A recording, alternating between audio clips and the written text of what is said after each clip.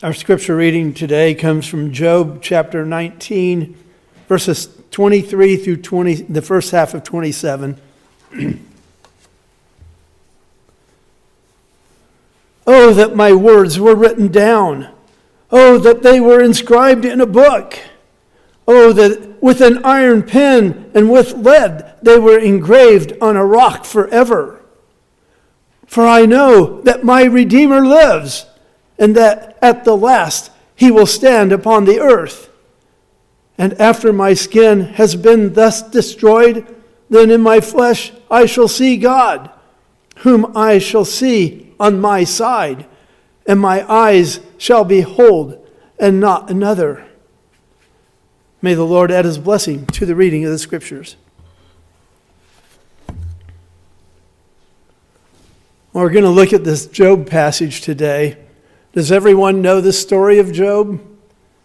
The book starts out by saying, there was once a man in the land of Uz whose name was Job. No one knows where the land of Uz is, but some scholars speculate that it might have been in Edom. So according to them, Job would have been an Edomite. At any rate, Job was probably not an Israelite, although he was a believer in God. It doesn't really matter where he lived or what nationality he was. The book of Job was written as a fictional story to address the age-old question of why do bad things happen to good people? The standard thinking of the day was that if something bad happened to you, then it must be God punishing you because you have done something that God found offensive. That is, you have sinned. The book of Job was written as a countercultural piece to oppose that viewpoint.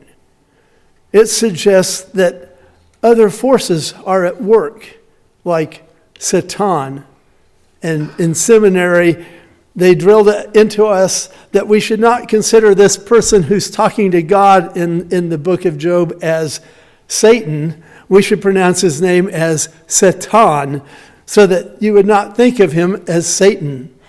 Anyway, bad things don't always happen to people because God is displeased with the person. Sometimes God has a reason for allowing bad things to happen to good people.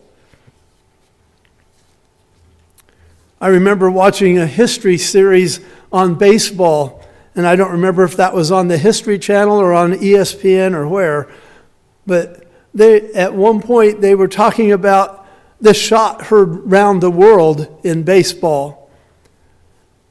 The Brooklyn Dodgers and the New York Giants were playing the third and deciding game of a playoff to determine who would represent the National League in the World Series. And of course, Brooklyn and New York were right next to each other in big rivalries. The Giants were batting in the bottom of the ninth inning, down 2 runs with 2 outs and 2 runners on base.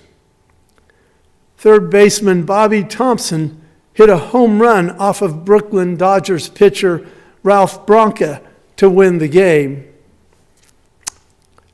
In the special that I was watching, they had interviewed Ralph Branca. He lived in Brooklyn, and the Brooklyn fans were not happy with him. He said that he received death threats, that people threw bricks and rocks through the windows of his house, and I don't remember what else. He said that he couldn't take it. He went to his priest and asked him, "Why did this have to happen to me?" His priest told him, "Maybe you were the only one who could handle it." Something bad was going to happen, and someone was going to bear the wrath of the fans. God chose Ralph Branca to handle the hate and the violence, maybe because he was the only one who could handle it. He had a strong faith, and God knew he could get through it. So yeah, sometimes bad things happen to good people, and it's not because of what they've done, that they've done something bad. It just sometimes happens. Anyway, back to Job. Chapter 1, verse 1 says that Job was blameless and upright, one who feared God and turned away from evil. He had 7 sons and 3 daughters. Verse 3 says Job was rich. He had 7,000 sheep, 3,000 camels, 500 yoke of oxen, 500 donkeys, and very many servants, so that this man was the greatest of all the people of the East. As the story goes, Satan and God are talking up in heaven. And I suppose that's why we're not supposed to think of Satan as Satan. He is up in heaven in the presence of God with all the heavenly beings. I'm not sure when the fall was to have occurred, but in Luke chapter 10, after Jesus had sent the 70 out in pairs and they returned and reported all the things that they had done, Jesus remarked, "I watched Satan fall from heaven like a flash of lightning." So you can draw your own conclusions about that. But it is probably a good thing that we don't go immediately to this Satan being Satan, but we do have to think about it. Anyway, God touts how good Job is. Satan challenges God's assessment of Job and suggests that if something bad were to happen to him, he would curse God. So God allows Satan to take away all of Job's possessions, his children, and even his health. 3 of Job's friends come to his rescue. Although with friends like these guys, who needs enemies? They do sit with him for 7 days without speaking. But then they interrogate Job as to what evil thing he has done to deserve this punishment. Job insists that he has not sinned, but they insist even stronger that he has and that he deserves to be punished. So much for support from friends, huh? Then a young man, Elihu, comes along and rebukes Job for his self-righteousness and rebukes his friends for declaring Job to be wrong without any proof. Next, God and Job converse, and Job is humbled. And finally, Job's fortunes are restored. God gives him double the livestock that he had before the terrible things happened. He has 7 more sons and 3 more daughters. Happy ending, except for the original 7 sons and 3 daughters and all those servants. So that's the Reader's Digest version. And that sets the stage for our passage for today. Job is addressing his 3 friends.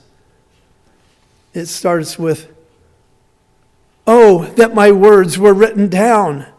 Oh, that they were inscribed in a book. Oh, that with an iron pen and with lead they were engraved on a rock forever." My sermon helps books were confused by these statements, but I think Job is saying, what I'm about to say is important. It should be written down. And what Job was about to say is written down in verses 25 through 27. He says, "For I know that my Redeemer lives, and that at the last he will stand upon the earth. And after my skin has been thus destroyed, then without my flesh I shall see God, whom I shall see on my side, and my eyes shall behold, and not another." Wow, that sounds like resurrection talk, like an Easter sermon. I know that my Redeemer lives. That's the name of an evangelical Lutheran hymn based on this passage of Job 19:25 through 27. I've got it right here, a copy of it. Job and the writer of the... No, I'm not going to sing it for you, no. Job and the writer of the book of Job don't know anything about Jesus. The book was written in the late 6th century BC or 5th century BC. Yet here the author has Job saying, I know that my Redeemer lives. I'm constantly amazed at how God puts clues in the Old Testament scripture about what is coming.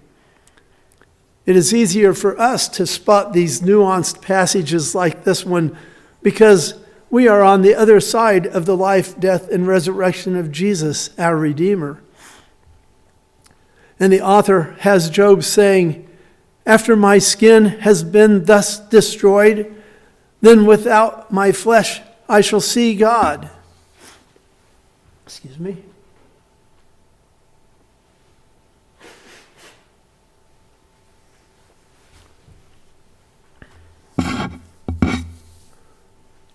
The New Revised Standard Version actually records it as, after my skin has thus been destroyed, then in my flesh I shall see God. But it has a footnote that says the word in may also be translated without or from. They may have used in my flesh because the people of that day did not believe in life after death. The book of Job tells us that Job's skin was destroyed by sores and ulcers. And since he was still alive, he may be saying that in my flesh that he would see God. But people back then believed that a person could not see God and still live. Anyway, I prefer to think of it as without my flesh, because it is more prophetic and in line with what we know. I think it is God's way of dropping a hint that is pretty remarkable. Of course, we read it and think, yeah, after our skin is destroyed, meaning that we have died, then we will be resurrected in the Spirit, where we will see God. I don't really know what to do with this next part that says, whom I shall see on my side, and my eyes shall behold, and not another. I want to read that as, whom I shall see on my side all along. I believe that when we get to heaven, all things will be revealed to us, and we will be ashamed that we ever thought that we were going it alone. We will see where God has been moving in our lives to prosper us and not harm us, to give us a future and with hope, as God promised to the Israelites in the exile in the book of Jeremiah, chapter 29, verse 11. My interpretation of the last part of that is, and our eyes will behold God, and it will be the God we know, and not another God. There is a power at work in the universe. Many have given credit to Baal or Zeus or Jupiter or some other so-called god. But that power really is the God that we know, the God we worship, the one true God. We have not been deceived. The day of resurrection is coming. I believe that Jesus' second coming is an individual thing. It happens as we are dying, and Jesus appears to us at that time and carries us across the threshold of death to new life in heaven, the eternal realm of God. And part of the reason I believe this to be true is that children have reported seeing Jesus just before they die. And several people who have had near-death experiences where they have been pronounced dead but returned to life after being dead have reported that Jesus came to them and ushered them into heaven. But that before they returned back to this earthly life. Job had it right. Our Redeemer lives, and at the last he will stand on the earth. And after our skin, our body has been destroyed, our souls will live on, and we will see God. the one true God, face to face. And oh, what a day that will be. So don't lose faith. Fight the good fight. Keep the faith. Finish the race. A crown of gold is waiting for us. Our Redeemer lives. Amen.